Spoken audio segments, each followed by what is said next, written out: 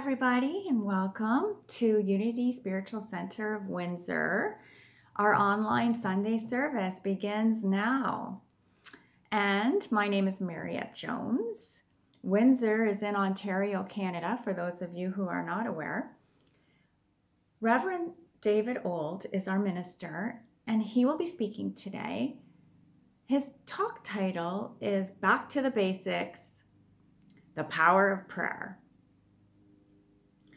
And this is perfect timing, I believe, because Unity just wrapped up its 27th year World Day of Prayer. It was very powerful, and those of you who got to participate surely enjoyed it as much as I did. And those of you who weren't able to participate was blessed, definitely, by the power of prayer that was exuded all through the universe. So, as always, we're going to open with prayer now. This is from How to Pray Without Talking to God by Linda Whitsitt, Martella Whitsitt. I breathe deeply into this moment of high awareness, one with all that is. I am the power of release, untying the knots in my mind, my heart, and my life. I am divine love in harmony with others and myself.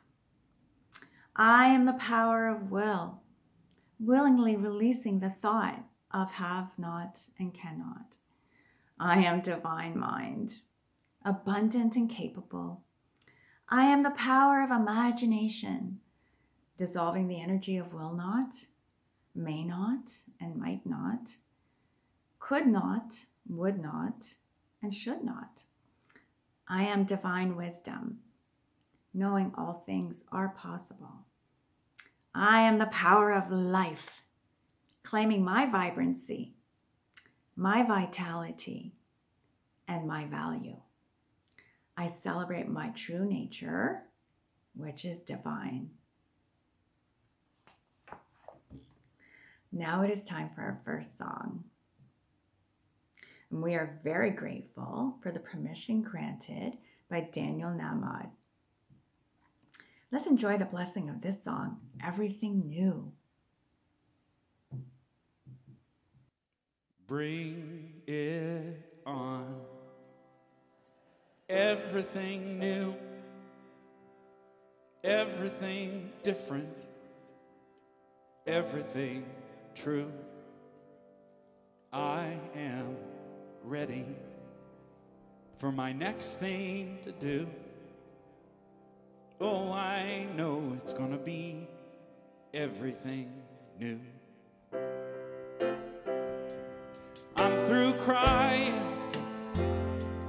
I'm through waiting, I'm through hoping against all hope.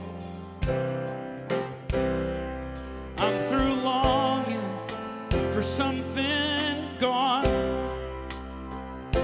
that'll never return.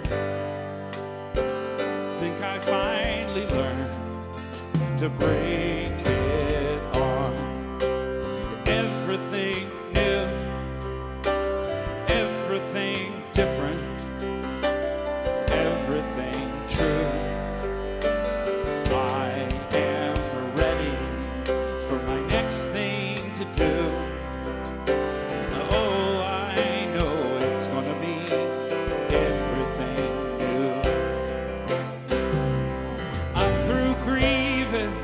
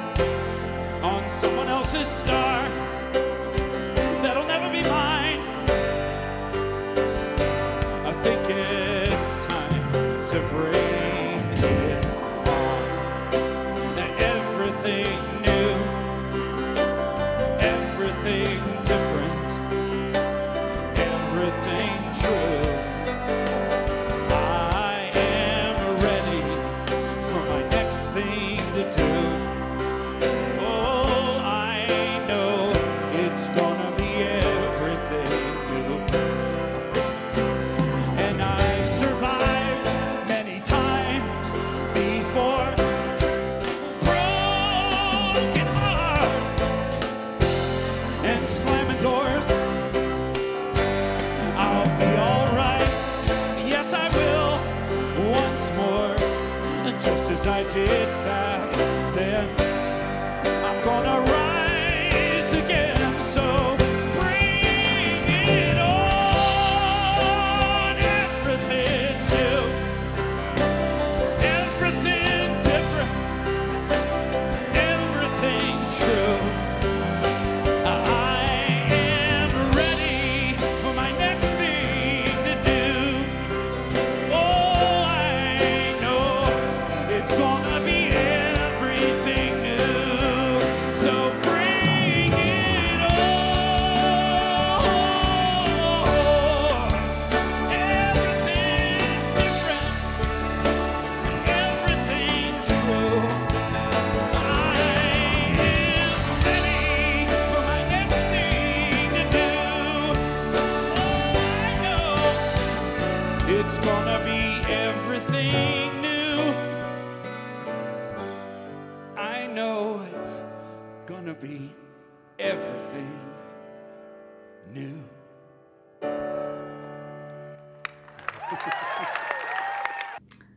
Thank you so much, Daniel. Bring it on indeed. I find that when I embrace the new, it allows me the freedom to live my life more fully. Let us turn our attention now to Reverend David's message and be transformed by it. Morning, everyone. Welcome to our online service. I'm Reverend David Old with Unity Spiritual Center of Windsor in Ontario. And today we are talking about prayer. But first, while I have it in my mind, I do want to say thank you so much to Reverend Kelly Isola for guest speaking with us last week. She had a very timely and a powerful talk, which was entitled The Privilege of New Thought.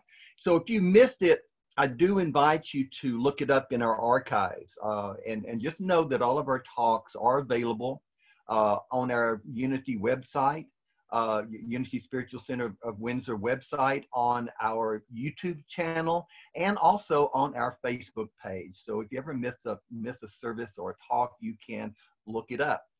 So at the heart of our Unity teachings are what we've referred to as our 5 basic Unity principles. And that's what we're exploring in this talk series that I'm doing right now. And I truly believe if we put these principles to work in our lives, we can transform ourselves and transform our world. So the most important transformative element of any spiritual teaching is its basics, its fundamentals. And it's the basics of our spiritual teachings that really truly have the power to transform our lives.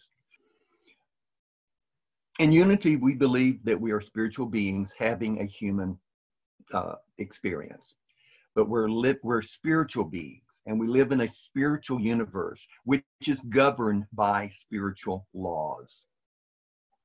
So we refer to these spiritual laws as principles, and a principle is defined as a rule or a law that never changes. It applies to all people, everywhere, all the time.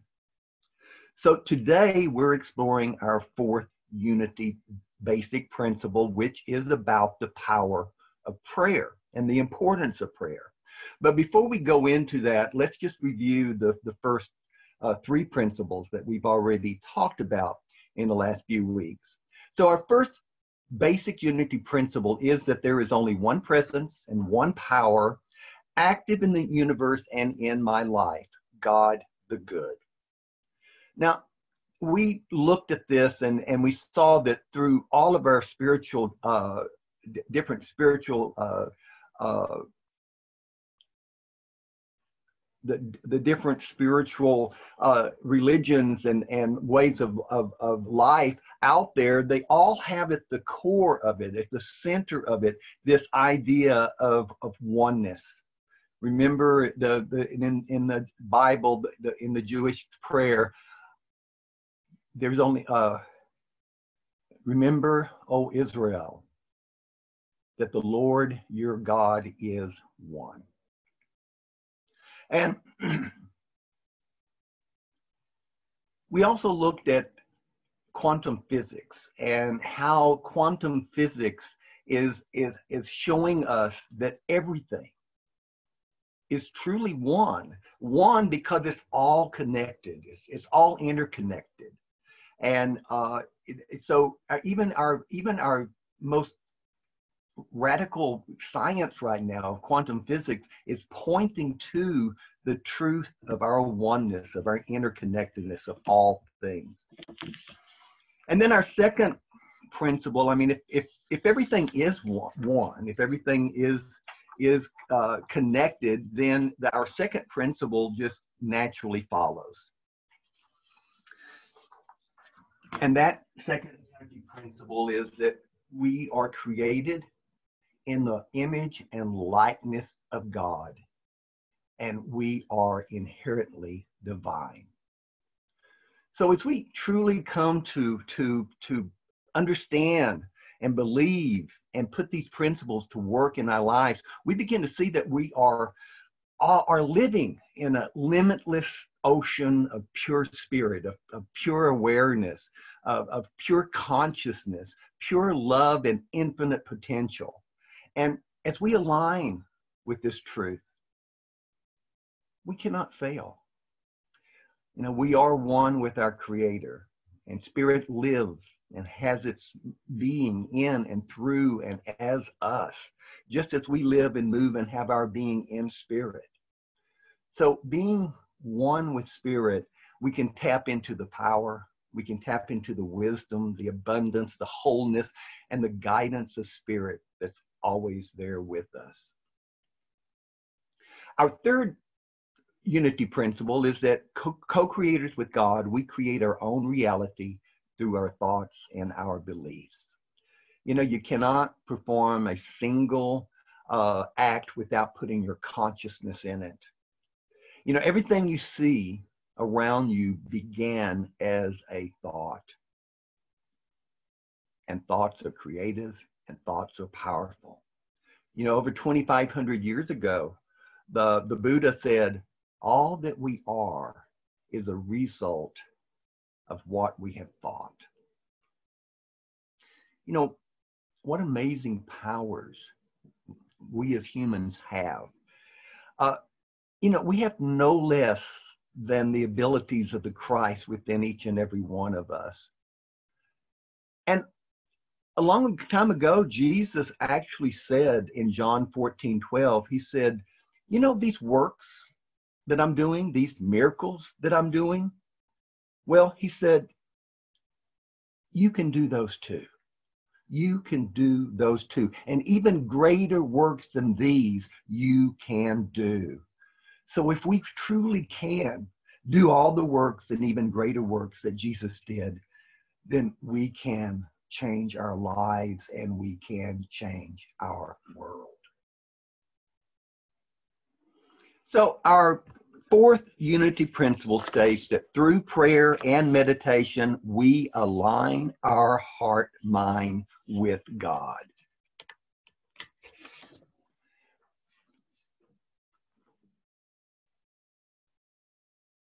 We find this fourth principle stated in different ways. It's been over the years, it's been stated differently, but it's all about the importance and the power of prayer. Another way that has been stated is that there is a power in affirmative prayer, which we believe increases our awareness of God. And then another way it has been, some other churches, it's been, or actually this is Connie Fillmore Bassey's description of the five principles or prayer in particular. And Connie Fillmore was the great-granddaughter of the Fillmores, the founders of Unity. And she served as the president of the Unity School and the CEO of Unity back in the 90s. And so when somebody asked her what she thought the five most of the most important principles in Unity were, she said she gave her essentially the ones that we use today. But the one for prayer, she said, is prayer is the creative thinking that heightens the connection with God mind and therefore brings forth wisdom, healing, prosperity, and everything good. And then today, right now at this present time, unity.org or Unity has this one as the definition as our fourth. And that is, our lives can be changed and transformed through the power of prayer. And that's a very simple but a very powerful statement. Our fourth principle is that our lives can be changed and transformed through the power of prayer. So if we're going to talk about prayer, we need to, I think, understand what the word prayer is all about. And if we look at a dictionary, well, I don't know, it might not be that much of a help, but here's some definitions. To entreat, to implore, to supplicate as to God. Other words used or like through the thesaurus would be intercession, exhortation, invocation, benediction, and on and on and on. But obviously these words, what they imply is they imply a God that's out there, not here, but other than you and I. And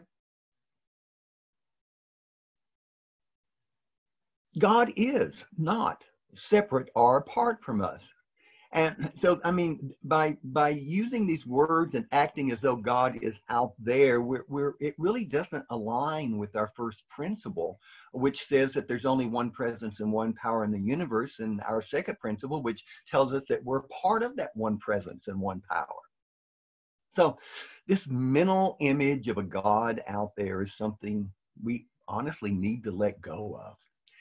And we need to let go of the thought of a God somewhere. And what we need to think of is a God that is fully present right here, right now, active within us. A God that is expressing itself as us in the world. So we need to let go of a tendency to pray to God. We need to let go of the trying to reach for God, or to supplicate God or beg God for help.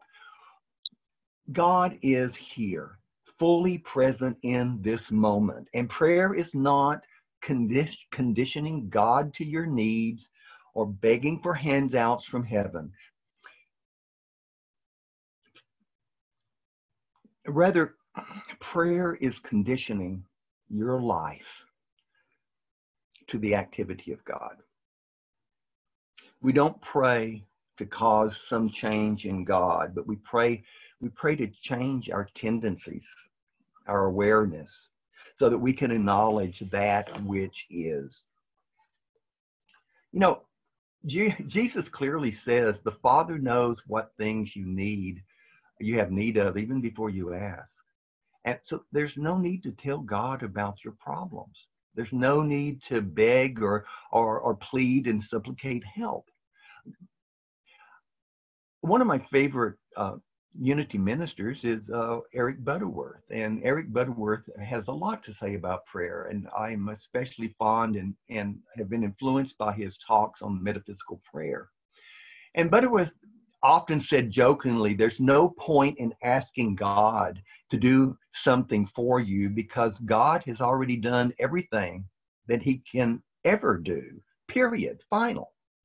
We are, he says, without end. We are spiritual beings created in the image and the likeness of God. He goes on to say, now you may say, as people often do say, where does God come in then? Well, he says God doesn't come in because God never went out. And that's important. Okay. God is spirit, present in its entirety at every point in space and in time. God is the answer, and God is present. So the answer is present. Butterworth says that whatever it is that you are seeking to understand, whatever guidance you need, whatever thing you feel needs to be expressed or experienced in your life, it is present, total, complete, or it doesn't exist at all. There is no point in asking for something that is outside of your present awareness, your present relationship in the divine flow. So the point is that we need to get into the consciousness of this oneness with God. It's not a matter of trying to get God into us, but of you and I getting into the awareness of that which is already present.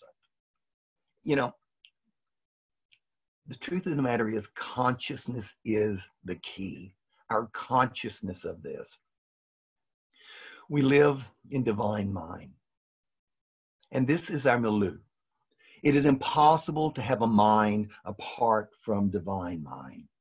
And you don't have a mind that is separate and apart from the infinite.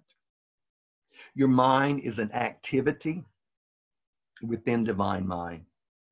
It's a state of consciousness of divine mind. So life can only truly be understood when we know that we're always in a fluctuating state of consciousness. So the key to healing, the key to overcoming any challenge that we might have in life, any addiction that we might be dealing with, is changing our consciousness. And this is truly what prayer is all about. It's not about changing God, and it's not about begging him to change his mind towards us, but it's about changing our consciousness. In his talk, The Metaphysics of Prayer, Butterworth said the key to understanding prayer is allness.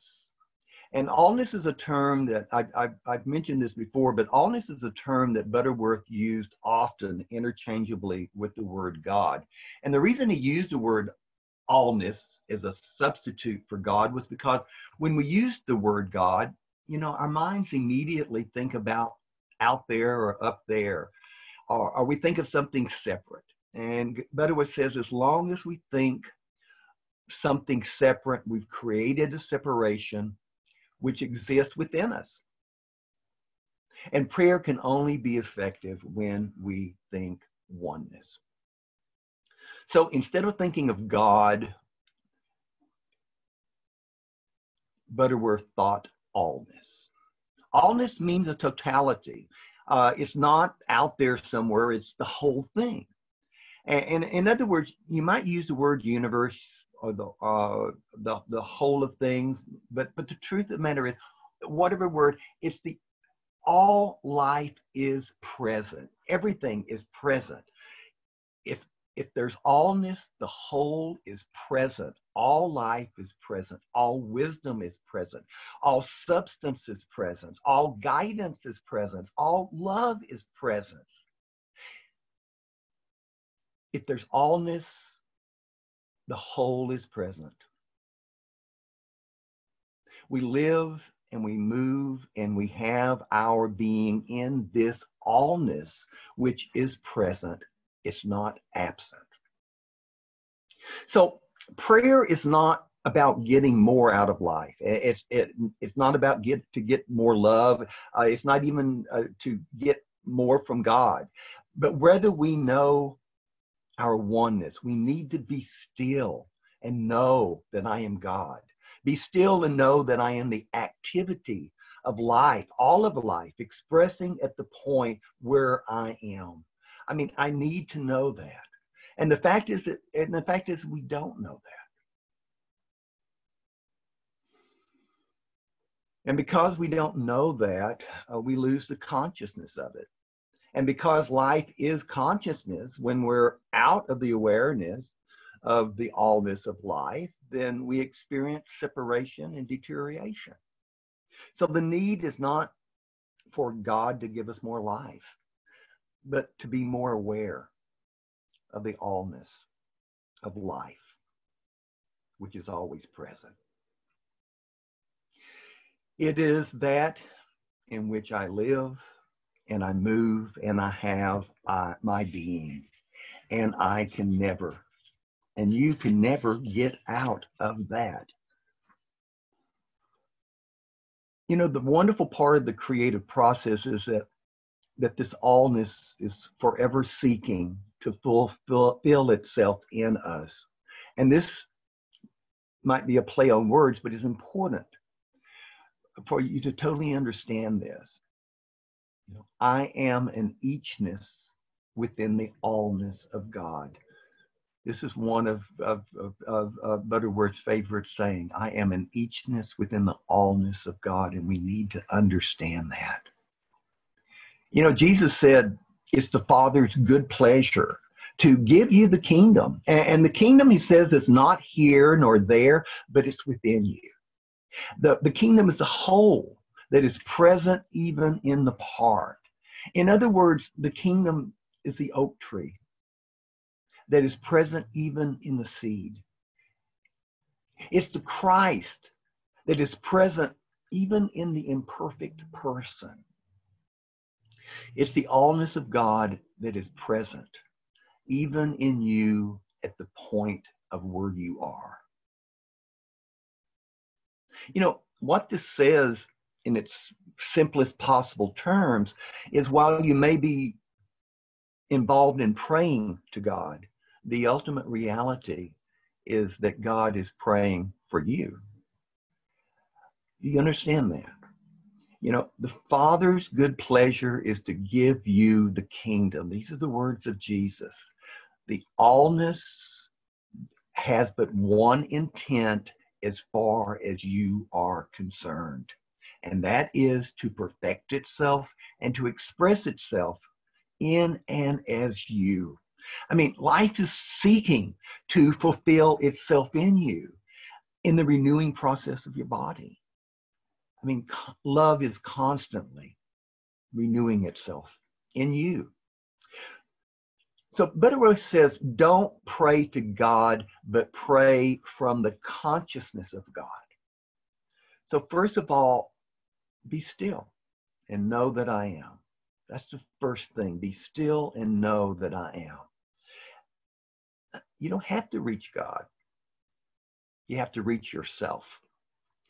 You have to wake up. You have to stop thinking in terms of separation and absence and all of that. We have to stop thinking that things is going to cause something out there to come to me. But be still and know my oneness. Be still and know your oneness. Be still and know that I am. I mean, that God is present, not absent. You know, and in the knowing of that, then I can become relaxed and I can become receptive and I can allow that infinite process to simply do its perfect work. And its perfect work is to express itself totally and completely in me.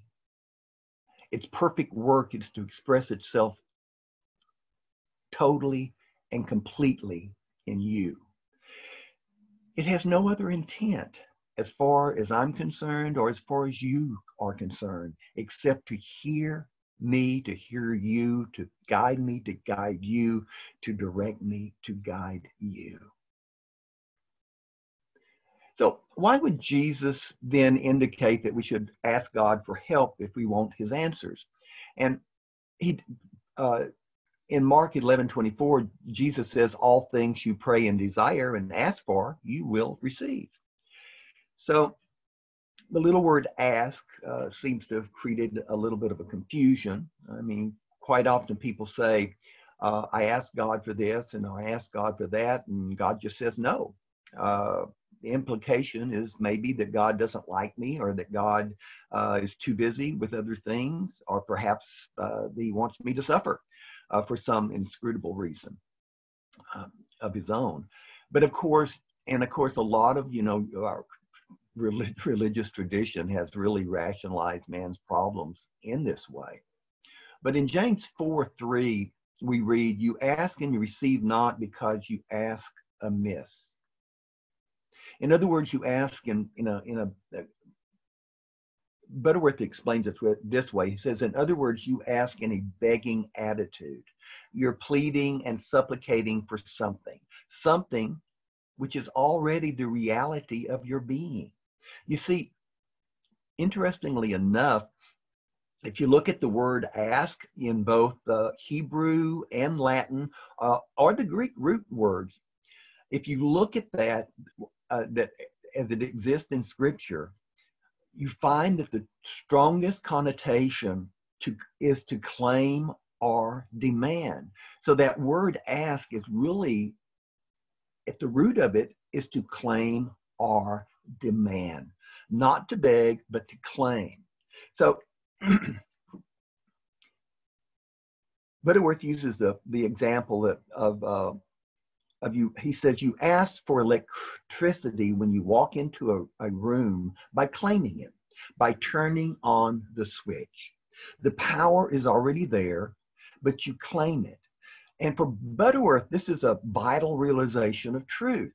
You ask for light by getting out into the sun or by raising the shades. The light is always there. You ask for air by lifting up the window. You ask for health and for life by accepting it and by claiming it, by demanding it. You don't have to beg God for God to hear you, because God, as far as you're concerned, is the healing. But God is, as far as you're concerned, the healing principle that's always present and has nothing whatsoever to do except to be perfect life and health within you. So the fact is that sickness is not the result of something that God has done to separate himself from you, but like the prodigal son, we have gone out into the far country and we've forgotten who we are. We have separated ourselves from life. So the need is not to get God to heal us, but to accept the healing life which God is and which is present and can never be absent, except that we think it's absent. Again, the problem is our consciousness. Where is our consciousness at? So we must create the conditions that makes the results inevitable. And you create the condition in consciousness which makes healing inevitable when you synchronize your thought and lift yourself to the high level of consciousness where you believe and know that you are a spiritual being, one with divine life. You accept God's healing life, not begging, not supplicating, but you accept it, you claim it, you demand it. Synchronize consciousness, aligning your heart mind with God.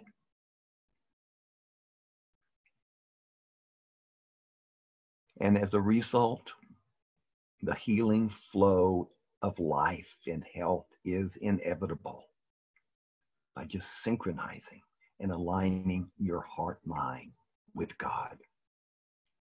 So it's not something that God does especially for you because he likes you or dislikes you or because you touched the right button. It's just because you've allowed what is to be.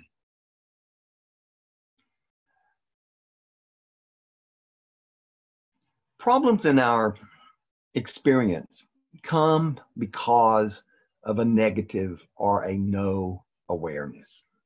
We ask for divine help by getting to a positive or a yes kind of consciousness. And that's why we say all the time that you can change your life by altering your thoughts. When you alter your thoughts, you don't change God's will towards you, because God's will toward you is fixed and it's final. It can never be anything else except the infinite desire to perfect itself in you. in that which it has created. Its desire is to be the health, to be the guidance, to be the life, to be the love, to be the substance in you and for you and through you. But when you change your thoughts and get into a yes consciousness, you become synchronized with the divine flow, and you create the conditions that makes the result inevitable. So it's important to really understand this. Otherwise, we think of positive thinking as like a little exercise in hypnosis or autosuggestion and so forth. But that's not it at all. True positive thinking is simply synchronizing yourself with the great positive, with the great yes of spirit. And thus you create the condition that makes the result of health and healing and guidance inevitable. You know, the truth of the matter is that we spend so much of our time and of our waking moments in a life negating consciousness. You know, if you could just be aware of how negative we are at times, and you know, we're inundated with negative things. From television and radio, news programs. I mean, every time you turn on the radio or you turn on the television, we are just inundated with a lot of negative energy, a lot of life-negating consciousness. And the need is for us to get into a life-affirming consciousness. Romans 12:2 says, "Be ye transformed by the renewing of your mind." And for Butterworth, that is prayer. It's not dealing with some special appeal to the heavens, but it's a systematic, scientific way of changing your thoughts and getting yourself in tune with the divine flow. And the important thing to understand is that there's no way that God can answer your prayer without something happening to change your consciousness. If we want to carry that to the extreme, we can also say that there's no way that God can change your consciousness. No way. Butterworth says, God is the ceaseless longing to express totally and completely in you. But as long as you have a negative consciousness, then you have the off switch off. You're separated, you're frustrating it. You're allowing it absolutely no way to flow through you. And one of my favorite quotes of Butterworth is, God can only do for you what he can do through you. So there's no way that God can answer your prayers except by the change of your consciousness. And God cannot change your consciousness. Only you can. So in this discussion of meditation, Butterworth prefers the term silence.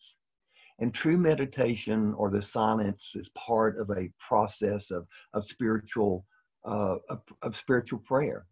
It is not going somewhere. It is not reaching something. It's not even reaching for something. It's giving up the very desire to reach. So this requires a great change in consciousness, because most of us are doers, and we want to get it done. I want to meditate. I want to use the right technique, and I want to get there. But it's truly, God is the depth within you. And as Jesus said, enter into the inner chamber and close the door. So you're not reaching for something. And the need is to give up the very desire to reach. And the presence is not something that you get into or something that you can fall out of. The presence is present here. It's present now. And any attempt to find or to reach the presence is to practice the absence of God. You want to practice the presence of God, not absence. If you're talking to God, reaching for God, meditating to get into a higher consciousness up there somewhere, then you're practicing the absence of God. We need to practice the presence of God. So Butterworth makes a distinction for the purpose of practice between meditation or the silence, which is what he preferred, and prayer. So meditation is concentration at the center, and prayer is concentration of thought from the center. So get this quite clear. One is centering yourself at the point within you, which is God expressing itself as you. Not doing anything, not trying to help anyone, not trying to heal anyone, not projecting it, just knowing it. This is meditation. This is the silence. This is inner prayer. What we call prayer, the affirmation or the treatment, is a projection of this consciousness into something else. So this is really important to understand also. In one case, we get centered and we know our essence.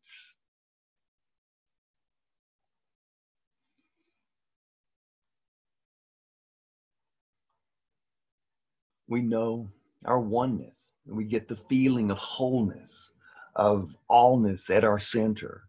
We get the feeling of peace, and get this feeling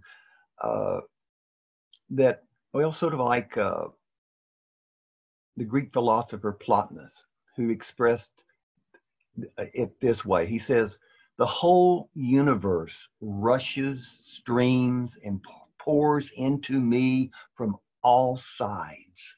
I just sit quiet. The whole universe rushes, streams, and pours into me from all sides. I just sit quiet. So just know this, that prayer, as we normally think of it, is the projection of this consciousness. So then, out of this awareness, I look at the thing that I'm concerned about, not with my eyes opened, but I look. I center my attention upon it, and I see the light of this inner power flowing forth. I don't make it go forth. I just let the light go forth. I see it going forth. It's nothing that I do. So just like turning a spotlight upon something you see, coming out of that centered awareness. But the important thing is that always we need to begin with this consciousness of inter-centering. And this is the missing link for many, many people in prayer treatment, because most of us think of prayer and we think of treatment simply as a matter of knowing a lot of words. But the first step should always be just be still and know that I am God. So let's take a moment, and I want to go ahead and give you some homework that we can practice this coming week. And the first, this one is going to be in two parts. So first is the silence of the meditation process, which is a centering process. So what I want you to do is just practice that this coming week. Throughout this week, just simply practice getting in tune with the truth of who you are, with aligning yourself with spirit. So think of centering yourself with spirit. And remember, it's not doing anything. It's just being still and allowing yourself to feel a sense of oneness. And as you sit in that oneness and remain there for a while in the silence, you can really suddenly feel a sense of the whole universe supporting you. And you just rest in that and practice that throughout the day, throughout the week. just centering yourself in the silence and resting there just for a little while.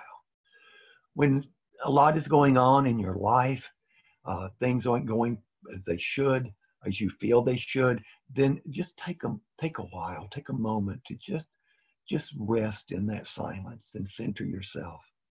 Practice the presence of spirit, which is your source, which is your life.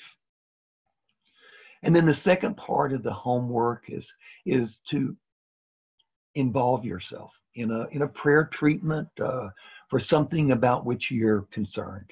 It may be your own personal problem. It may be a physical condition or relationship or something at the office or just generally the world peace situation itself. So now, after you've had this sense of centering, without trying to articulate anything specific that people need to do to change, but just try to see things right. Try to see them. Don't try to set things right, but try to see them right. So out of this consciousness of oneness without opening our eyes, but subconsciously turn to that thing that you're thinking about, that you're praying about, that you're concerned about. Visualize that thing and see it, a bright light streaming to it, flowing into it, filling it with light, bathing it in light. And that is the healing power that is coming out of you, through you, not what you're trying to change, but out of the change of your consciousness, out of the change of you seeing it correctly. And that is what seeing, that is what the healing flow is. There is a healing flow in that light as you visualize it. Again, because we're verbal creatures, you may have prepared yourself with an affirmation and you enjoy affirmation. So use an affirmation, use a statement of truth, but speak it very quietly to yourself, whisper it, and don't say it over and over again, because the moment you do that, you're in the thought of, I've got to say it to make it true, but that's not the truth. If you've got to make it true, then it will never be true. You see, it is true. So if you got to make it true, again, just whisper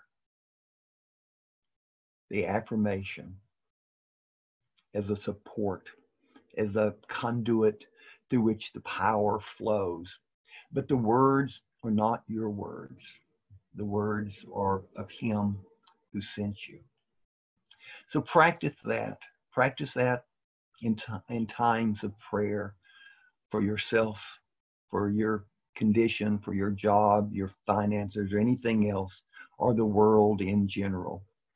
So 2 specific things. Practice the inner process of centering and the outer process of projecting that centered consciousness. Then that'll keep you busy, can keep you busy for the rest of your life. So let's prepare right now for our meditation. So right now I'm going to invite you to just relax in your seat. Bring your mind and your attention to this place and to this time. And as we relax, I invite you to close your eyes if you wish. Take a few deep breaths.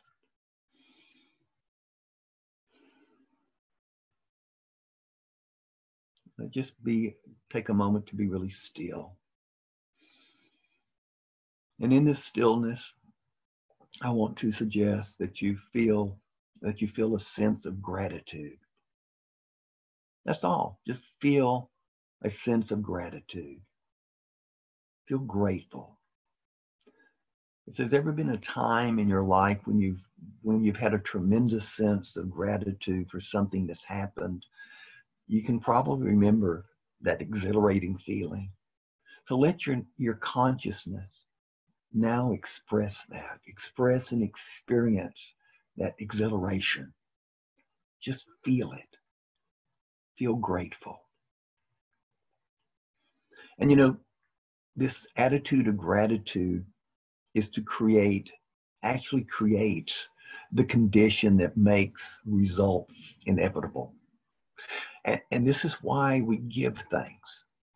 We don't give thanks to God because God needs it, because God is an allness, too great, too universal to require our thankfulness, or our gratitude, or our praise, or our appreciation. So we don't give thanks to God for his sake, but for ours, because the gratefulness gets us into a full of greatness consciousness. And we feel grateful. We throw the switch and we create the condition that makes the results of a dynamic life, and the flow of intelligence and love and peace and power come through us and manifest effortlessly and effectively.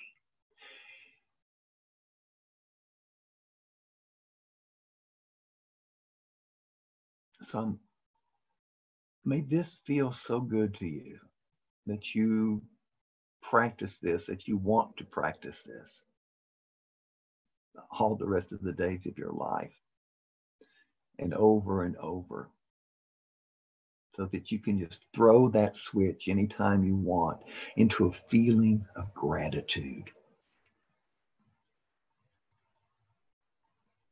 So I want to close with this quote. What you are is God's gift to you. What you make of yourself is your gift to God and to the world. God bless you, my friend. Namaste, and have a wonderful week. Thank you so much, Reverend David, for your sharing. Such a powerful message of the power of prayer. When I realize the power of prayer, I'm realizing my own power. That is so amazing. And I love your message about practicing. How did you put it? To reach for God is practicing the absence of God. Wow.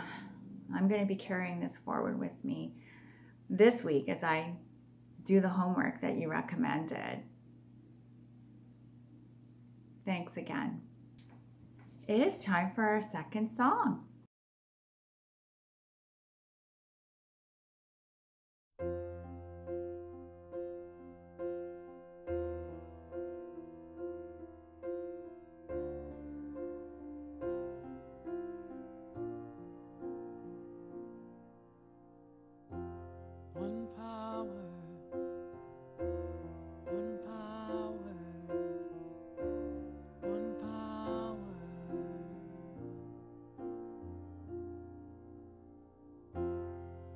One power, invisible, and you see it everywhere and every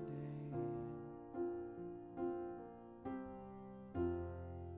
One power, indescribable, and you speak of it with every word you say. Mysterious until you know the truth. As simple as the love inside of you. Call it God, call it Spirit, call it Jesus, call it Lord, call it Buddha, Baha'u'llah, angels' wings or heaven's door. But whatever name you give it, it's all one power, can't you see? It's the power of the love.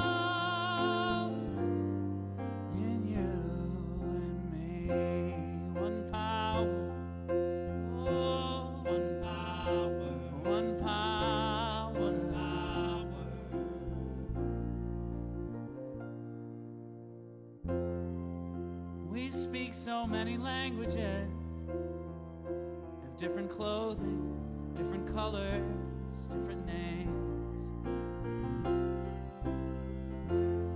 but different is only dangerous when we forget that in the heart we're all the same.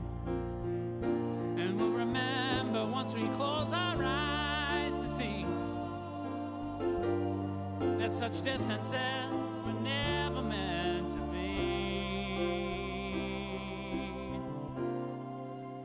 Call it God, call it Spirit, call it Jesus, call it Lord, call it Buddha, Baha'u'llah, angels' wings or heaven's door. It's Muhammad, it's your mind, it's your soul, or it's your sign. It's the universe, it's music, Mother Earth or Father Time. But whatever name you give it, it's all one power, can't you see? Whatever name you give it, it's the very air we breathe. It's the power of the love in you and me. One power, oh, one power is what we are. One power, oh, one power. It's the moment of creation. It's an everlasting peace. It's the freedom of forgiveness. It's the sweetness of release. It's the joy of inspiration. It's the sunshine on your face. It's the birthright of all nations. It's the boundlessness of space. It's the beauty of a baby, the serenity of sleep. It's the anger you abandon for the love that's most deep. It's one power. It's one power. What we are is one power.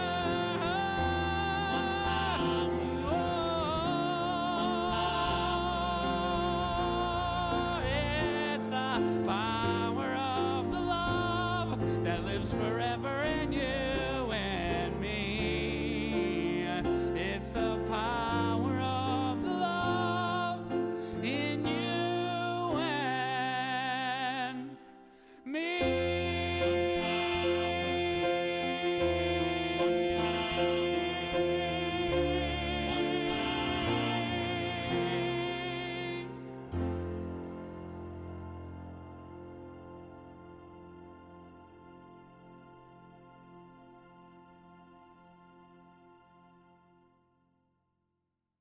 We have come to that time to acknowledge everyone who continues to faithfully support Unity Spiritual Center of Windsor financially.